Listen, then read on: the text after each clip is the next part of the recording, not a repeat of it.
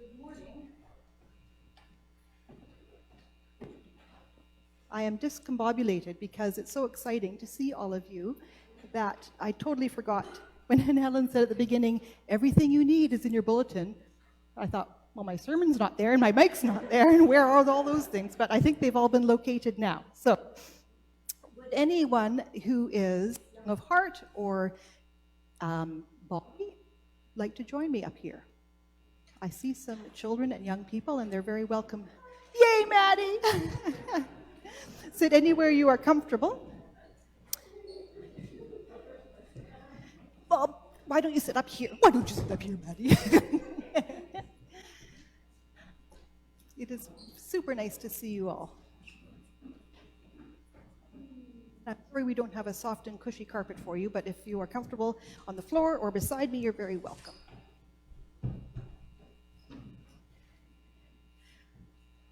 My name is Peggy, and I know I've seen you all before, but it's been a little while, so I'm just reminding you that my name is Peggy. This is Helen, who's our new priest, so you might not have seen her before. And this is Maddie, who is a good friend of ours and the parish, and Maddie is someone who helps us with our live streaming, so people who are not here in church, who are all over the world, can see our service. So there's the camera up there. If you wave to them, maybe somebody in Peru could see you. You never know. So that's thanks to Sean and Maddie that we can do that. Well, September is a good time to find some nice books. And this is one that I found yesterday. I'm going to give to my grandson later this afternoon for his birthday. He's 1 year old. But I don't think he's watching, so it's all okay. It's called Hand in Hand. So there's that one.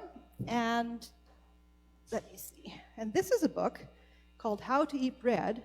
And it's a really good book about how we might look at the Bible and stories in the Bible and look at them in different ways so we can learn different things from them. And I enjoyed it so much, I mentioned it to Helen, and Helen thinks it's going to be good, and so I think we might be sharing it with some of our young adults as a study book. But I gave a review to Helen, and we are going to be giving a recommendation to the parish. And it's not just friends who can talk about, what book is good, or what toy is good, or what would you like to buy for your kids. Now you can go on the computer, and you can see what other people think of this book, for example. I read all the reviews from people all over the world who said things about this book. Or if you want to know, is this a good place to go for dinner tonight with my family? If we're going to treat ourselves to a restaurant dinner, you can go on the computer and find out what other people think. You go to Yelp and people think, yeah, that's a really nice place to go. So we think that being able to do that is quite modern, to be able to share our opinions that way.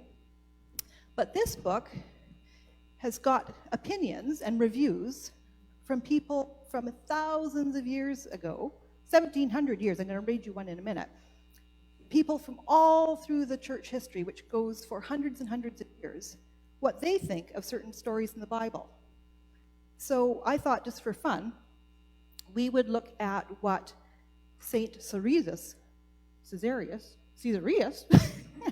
of Arles, he was a monk who lived in France, and he became a bishop. He was known for helping the poor and people who needed help. He was always there for them. He read the very same story that we're going to read later in the service. When I come out with the big red gospel book and I read a story from St. Mark, he read that very same story 1,700 years ago. And because he gave a talk about that story, and because that sermon that he gave was saved, 1,700 years later, we can read that and see what he thinks about that story and what kind of review he gives it. So it's not just on Amazon you can find people's reviews. You can go way, way, way back in history and see what people think. So, in a nutshell, the gospel reading today reminds us, because we already know, but it reminds us that it is not always easy to follow Jesus' example, to be good and to put God first. And he says, St. Caesarius, he says, 2 feet are needed to run along this highway, and that's the highway to following Jesus' example. 2 feet are needed to run along this highway. They are humility and a charity. Begin with the first step, humility, and you'll already be climbing up the way of Jesus. So what do those words mean, I wonder? Do you know what humility means? To be humble. Would anyone in the congregation like to define that? I've sort of got in my head how I think of humility. Is there any other thoughts about what humility means to people sitting here? Barbara. Not to think too high. Yeah, that's one way of thinking about it. Maddie?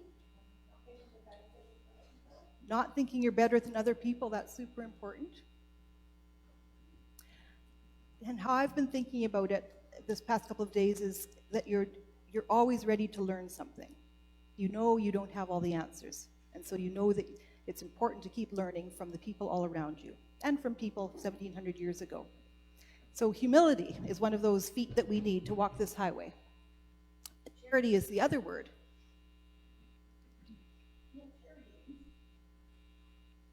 Often we think of charity is these days donating money to somebody who is collecting money for the food bank or for people who don't have enough or whatever they need to get along, and we help them out with goods or with money. But charity, when we see it in the Bible, charity means love. It's the love we have for everyone that God put on the earth. And we even though we don't know all those people, in our hearts we want the best for them. So that's what it means by charity, is love. So because good old Saint Caesar says that 2 feet are needed to run this highway, and their humility and charity, I thought it would be nice to have a reminder of that. So, look what I've done. This shoe says humility. And this shoe, oh, some good stretches here. This shoe says charity. And now he says it's important to step out first with humility. And I thought that was quite interesting because a lot of us, lead with our heart. And we're so anxious to give someone love and a hug that we rush ahead to do that. But I was reminded by our fellow here that to step out first, knowing that you still have things to learn, might be better than stepping out very first with love. Because, for example, if you had a friend at school who always came to school a bit hungry, and you thought, oh, I love that kid, I don't want that to happen, so you went home and made 12 peanut butter sandwiches for them. Well, what if they were allergic to peanut butter? And we haven't taken the time to ask what that person really might need from us. And then we can follow up with our good love foot and follow through on the actions once we've taken some time to learn. So I appreciated that lesson I got from Saint Caesar. I'll learn how to say his name. And give it to me, Helen. Caesarius. Saint Caesarius. Very interesting. Thank you for listening. If any of you want to take this back to have a look at, I got 2 copies, so it looked quite nice. So I'm going to give another one to my grandson. If anyone would like to take this back to the pew, you're welcome. And we will see you after church. Actually, we'll see you up front for a bag and backpack blessing first. Then after church for some goodies.